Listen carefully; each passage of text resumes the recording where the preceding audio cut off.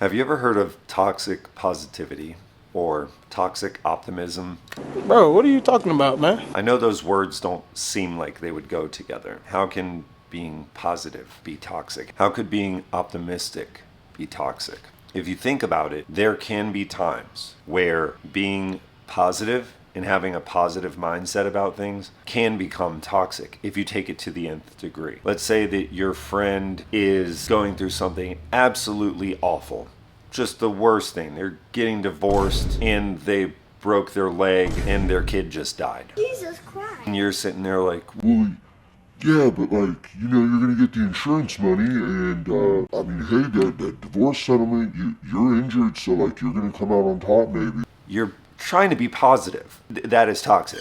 There are times where you can't always be positive.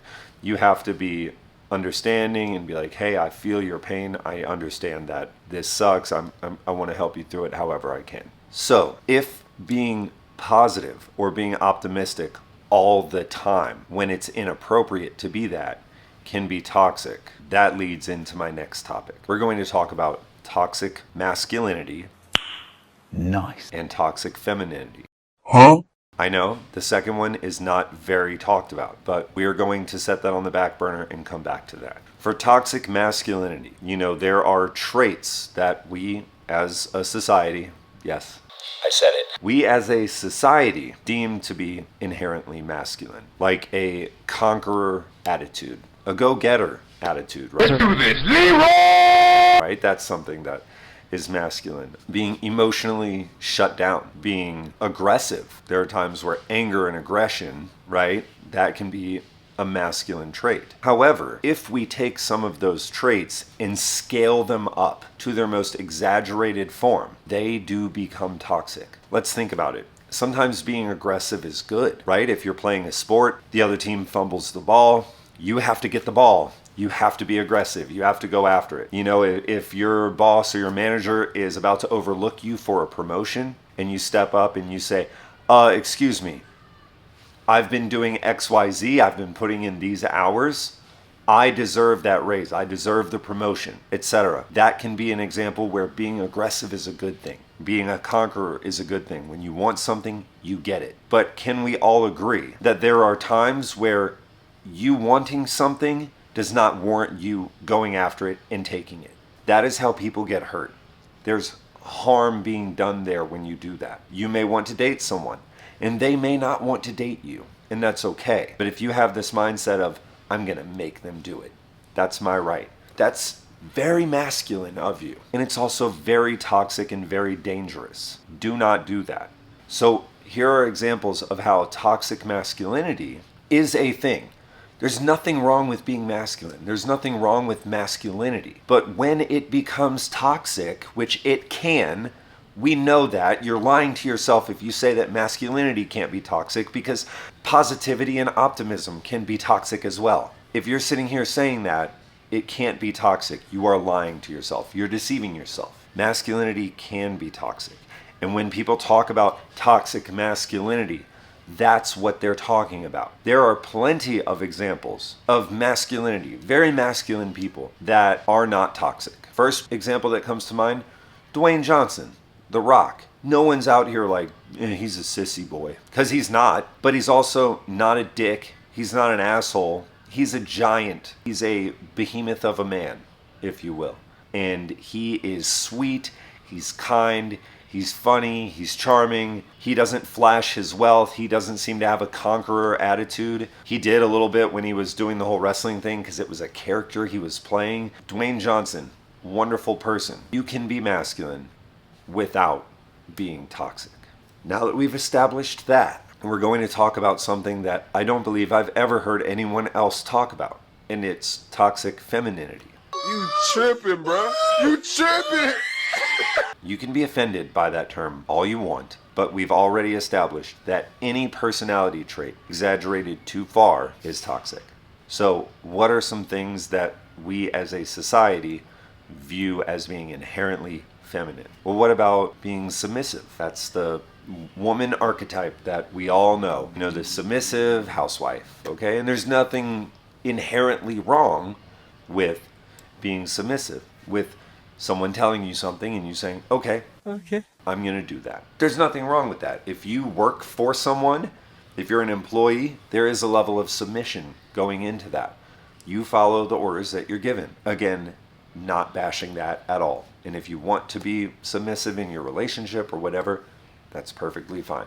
But we can all admit that if you scale that up and you're submissive to everyone and every command you're ever given, you're not going to be a happy person. You are going to be miserable. You're going to end up doing things that you don't want, things that you don't like, things you don't enjoy. You're going to end up in dangerous situations. You have to be able to have a backbone and stand up for yourself. You have to find a happy medium between masculine traits and feminine traits. Whether you are a man, woman, or whatever you happen to identify as, you cannot just be hard-hitting all the time. You cannot be soft all the time. You have to find the balance.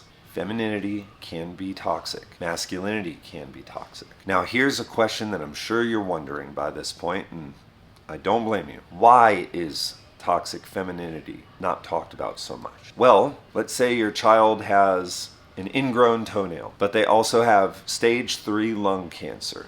What doctor appointments are you going to be bringing them to most often?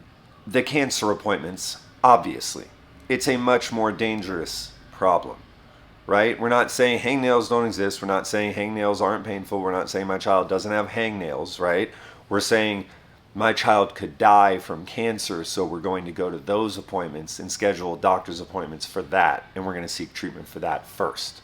Here's the reality of toxic masculinity versus toxic femininity. Masculinity, when it gets too toxic, it can kill people. And this is not a rare occurrence. This isn't a once in a blue moon thing. This happens, I'm going to say, at least once a day on Earth, which may not seem like a lot, but it's bad. That's very fucking bad. I can't even stress to you how much that is, because it should be none. But this happens all the time, daily, where men kill women or other men. They just feel like they have to be super macho at a bar. They get into a bar fight. They knock a guy out. He hits his head on the ground. For what? You didn't have to do that, but you wanted to prove how strong you are, and you're going to spend the rest of your life in jail. Congratulations, you played yourself. You murdered your wife because she asked for a divorce. You see how this is a problem? A way bigger problem than toxic femininity. I'm not saying that certain feminine traits can't cause you to do something awful, but there's a reason you don't often hear about women killing their husbands or women killing men who reject their advances for a relationship or asking for their number, but you do hear about that. So forgive everyone for wanting to address the bigger issue first, toxic masculinity. That is something that needs to be worked on. It needs to be taught about. It needs to be openly and honestly discussed so that we can start to eradicate that and lessen these mindsets that cause this. And that is also a big part of why I'm doing this series. This is going to be Incel Rehab, where I'm addressing certain mindsets that young men have, and some young women too, that cause them bitterness towards the opposite sex and makes dating and love and relationships difficult for them. I used to be there. I'm obviously not anymore. And if I can help someone through that and change their mind, that's what I'm going to do. Please like and subscribe for more videos. I will be posting more. I don't have a schedule yet, but I have a long list of topics that I'm going to be discussing. Thanks for watching. Until next time.